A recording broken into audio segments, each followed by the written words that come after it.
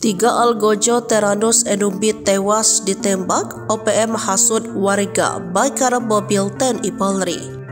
Situasi di Kabupaten Puncak Jaya, Papua Tengah memanas pasca tiga Algojo OPM tewas ditembak TNI pada Rabu 17 Juli 2024. Warga berebut anarkis tak lama setelah tiga anggota OPM tewas ditembak TNI. Sebi Sambam, jubir OPM, menyebut tiga tewas tersebut bukan anggotanya, tetapi hanyalah masyarakat sipil biasa. Sebab itu, kata Sebi, warga tak terima hingga berbuat anarkis. Namun, Herman Yoko selaku tokoh adat Papua berkeyakinan OPM adalah dalang di balik aksi anarkis tersebut. OPM kerap memperdaya masyarakat Papua untuk menyerang pemerintah, padahal masyarakat Papua cinta kedamaian.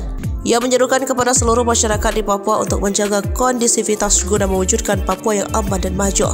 Mengutip Tribun Papua.com, situasi mencekam di Kabupaten Puncak Jaya bermula saat OPM di bawah komando Teranus Enumbi memasukkan permukiman pada Selasa 16 Juli 2024 sekitar pukul 7:45.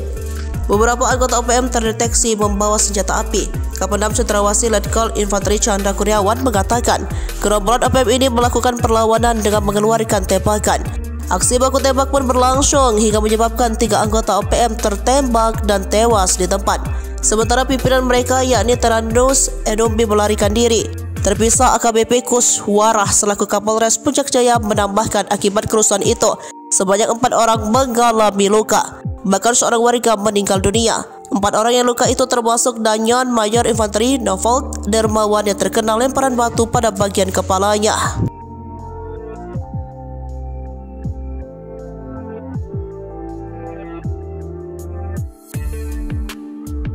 Download Tribun X sekarang, menghadirkan lokal menjadi Indonesia.